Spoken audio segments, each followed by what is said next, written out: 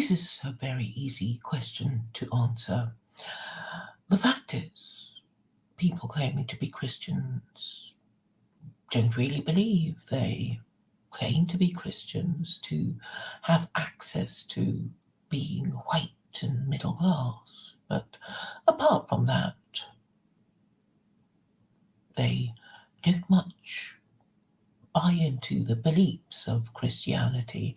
And the most important distinctive aspect of Christianity is the requirement to believe in the Trinity, and the Trinity requires Christians to believe that an executed blasphemer is the co-equal of the supreme and eternal Abrahamic God who created the universe.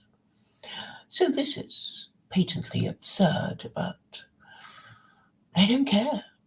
They don't care because they were never encouraged to care. They were never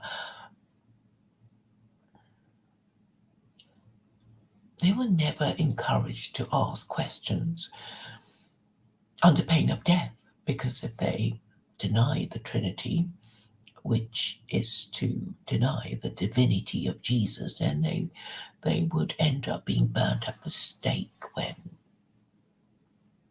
when Christians took Christianity seriously. Now, we also know that Jews don't take Judaism seriously at all. And this is fundamentally the problem of Gentile dealings with Jews.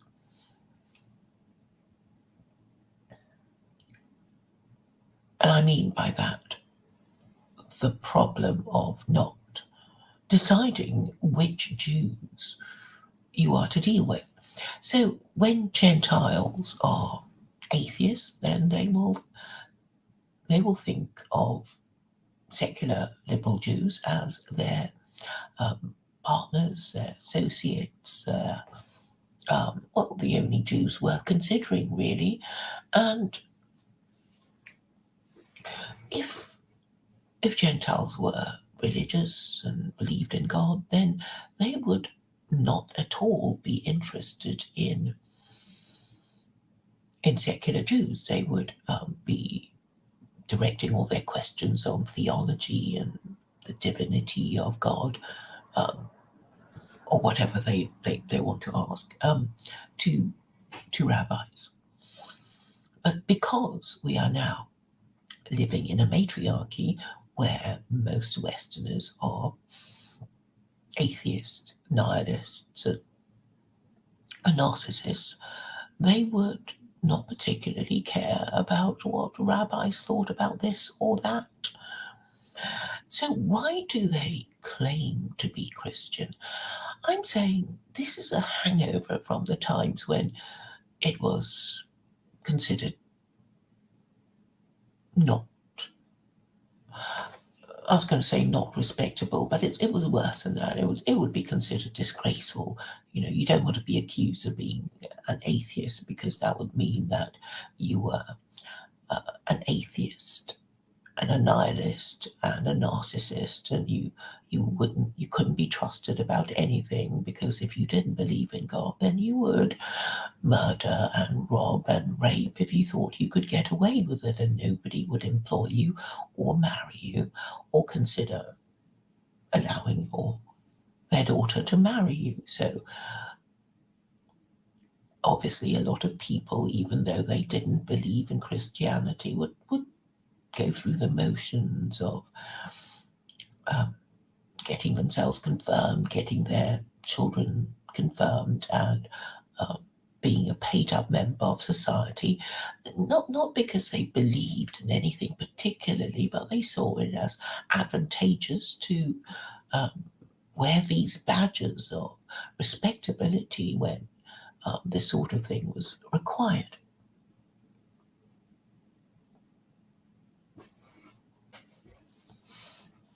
So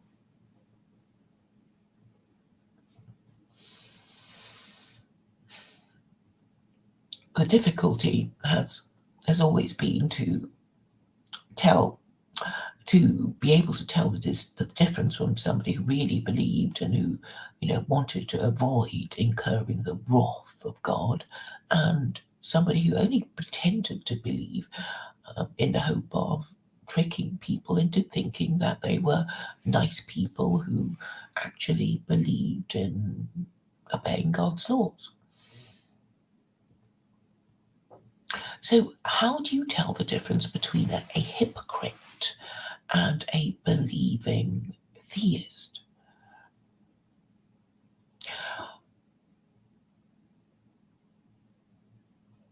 I have arrived at a very easy way of telling the difference, and it basically embarrasses a whole bunch of them. Um, Having studied the theology of Judaism and Christianity and Islam, I know basically what Jews, Christians, and Muslims are supposed to believe in, and when they won't do the obvious thing, then I would know that they're just hypocrites and don't really care what God says. But obviously, that there will be rabbis and priests and imams who will serve the interests of the hypocrites, being themselves hypocrites. There are names to call these people. For instance, Rabbi Mizrahi, the ultra Orthodox rabbi, would call rabbis who are um, not theologically correct, as far as he's concerned, to be university rabbis, and the idea of university rabbis is to say that they've gone over to the Gentile. Their ideology is really liberal and they can't be trusted on anything, and they will come up with all kinds of nonsense that would actually be go against and undermine Judaism. As for Christians, well, you might find a few who've been confirmed, but they don't really believe that Jesus is God. It's something their parents sort of made them do, because they think, well, you got to be a paid up member of Christianity. I'm going to make you go to your confirmation classes, and I'm going to pay for your confirmation ceremony. But I don't believe. I know you don't believe, but it'll be better for you to, pretend to believe, and it will give you, membership status in Christendom, and allow you to bond with other Christians and stuff like that. But it doesn't work because the ruling classes of the West basically think it's a religion of stupid people.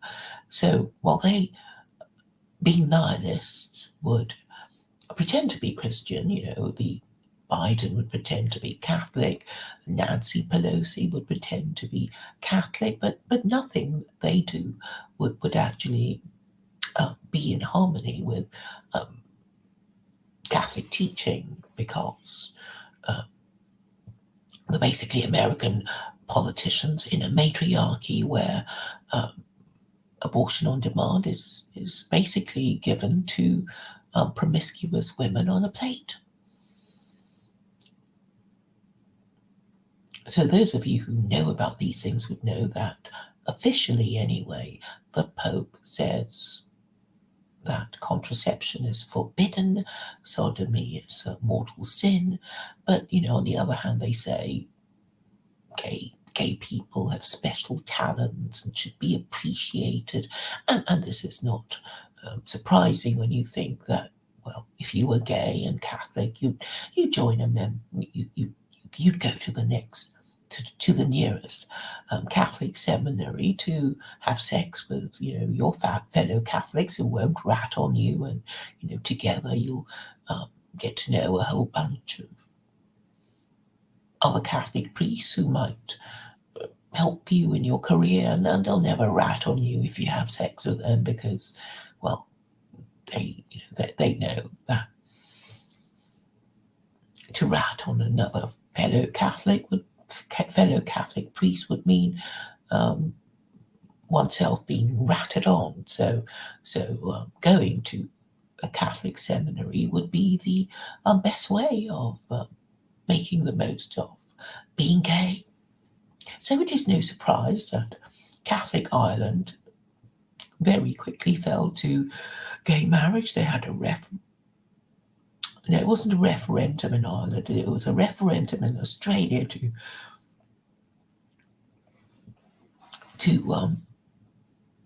introduce gay marriage, but for Ireland, it was their parliament basically agreeing to legalise gay marriage. Of course, it was pushed through by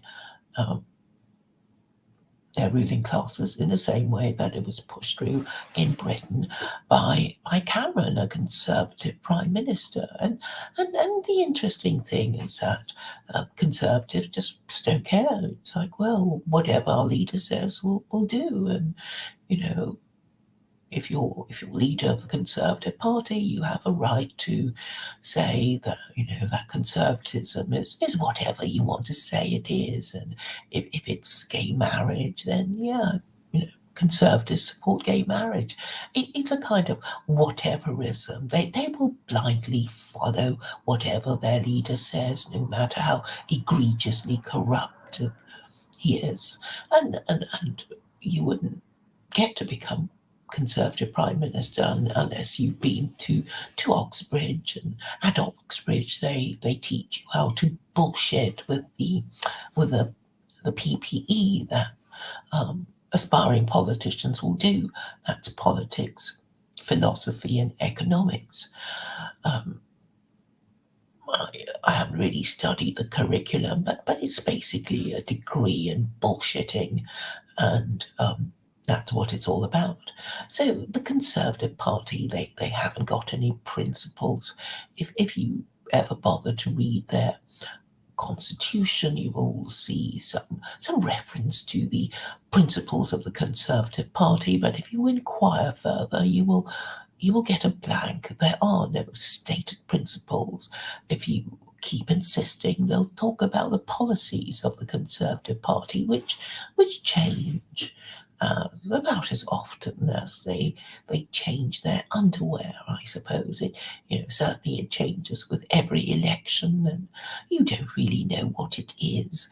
And you know that the Conservative Party only represents people who feel themselves to be members of the bourgeoisie rather than the proletariat, and that's all it is. There's nothing principled about it. It's all about status and social class, and neither the Labour Party nor the Conservative Party care about principles. They certainly don't care about Christian principles, and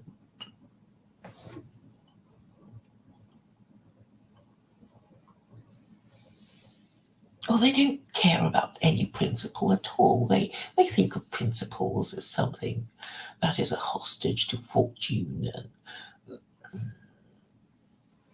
and something they would rather not declare in case, somebody remembers that they declared some principle and wishes to hold them to it later, and it could be embarrassing and inexpedient. So this is really the nature and purpose of the Conservative Party, not declaring any principles, even though there is some reference to the principles of the Conservative Party, because obviously they think that to have principles, to have political principles, is an important thing, and they pander to people who might think like that. But of course, if you don't have an official moral system or an official religion, then you wouldn't have any religious principles, which means that you don't have any moral principles, and you just wouldn't have any principle at all, not even the principle of telling the truth as you see it, or relying on logic to win arguments, or concede that you have lost the argument if your logic is unsound or invalid. But as you can see, the moral decay of the West is rooted in this, what shall I call it? This conceit that Westerners don't need a moral system, don't need an official religion. They claim to have one, but basically they piss and shit on it. They don't believe in it at all. But they just have it around to wave it around to naive people who might, ask them if they have any moral principles, and they'll say yes, because we have religious principles, and being Christians, we, have principles. But actually, you don't even know what principles Christians have. It's completely uncodified, and deliberately so, because to because not codifying Christianity allows the government to just make up the rules as they go along. They just make up shit and pretend it's Christianity in the same way that, Tories make up shit and pretend it's conservatism, and the Labour Party make up shit and pretend it's some principal political, some important socialist principle, when actually, Marxism is basically uncodified like Christianity, and even in China, I think they try. They get presidents of China to write some clever book about Mao Zedong thought, or Xi Jinping thought. I don't think you can be a president of China without having some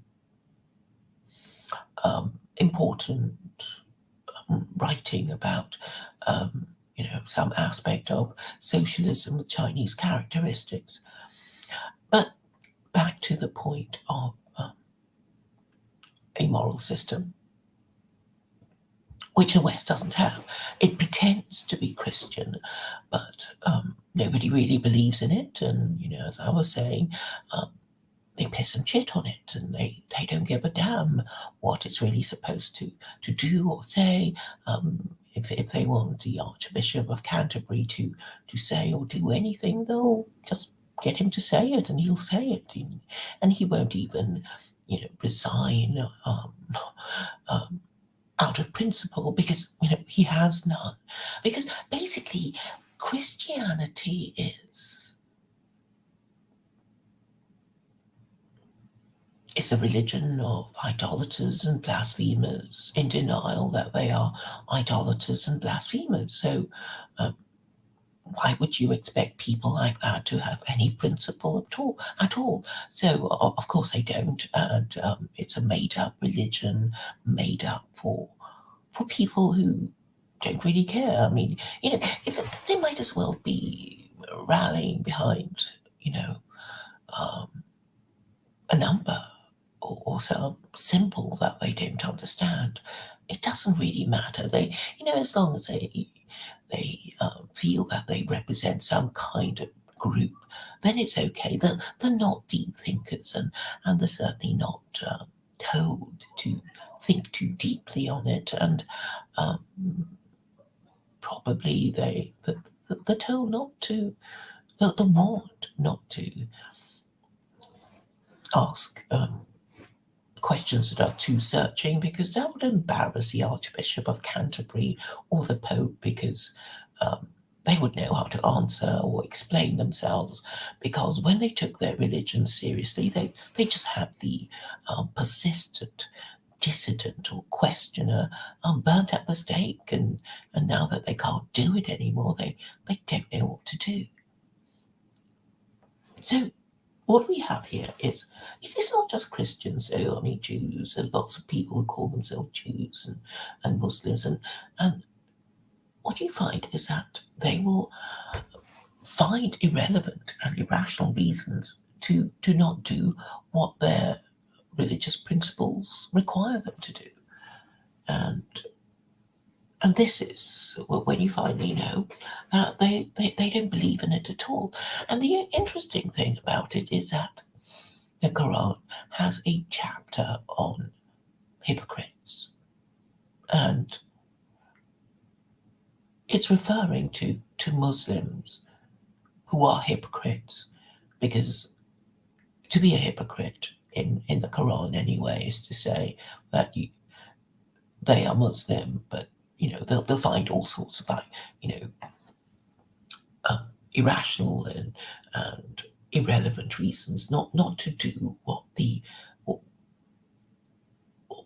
Islam requires of them, and this is really how you tell that they're hypocrites. And the penalty for hypocrisy is death. Sorry, it's not death; it's hell. So they will go to the worst place just for being hypocrites. So while it is true that you have to be Muslim to get to heaven, what this concept of hypocrisy tells us is that most of them will not be getting there. And I do see that there are plenty of Muslims who are basically not following their principles.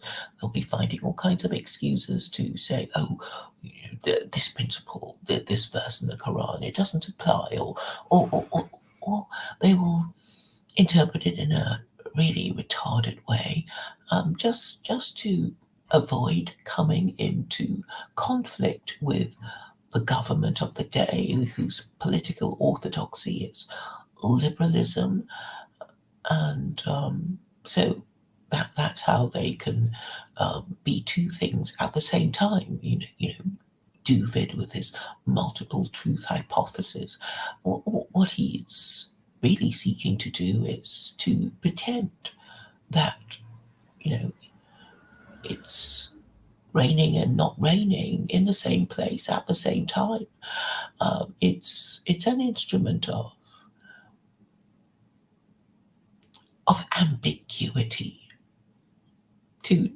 so that it gives the person using it the feeling that they've stood up for their principles, when in fact they haven't.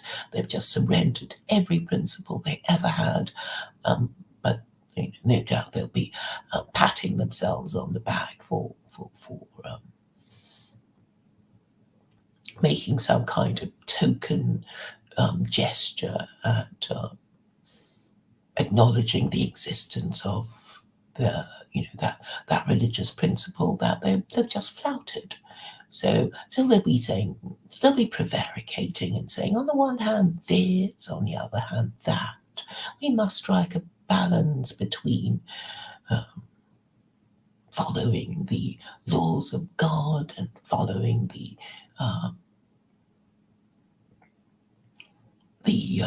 demented laws of the matriarchy. It's stupid shit like that, and you'll know that these people who claim to be Jews, Christians, or Muslims, they don't believe in anything, and I hope you will be able to spot these hypocrites when you engage with them, and it's very, very easy. So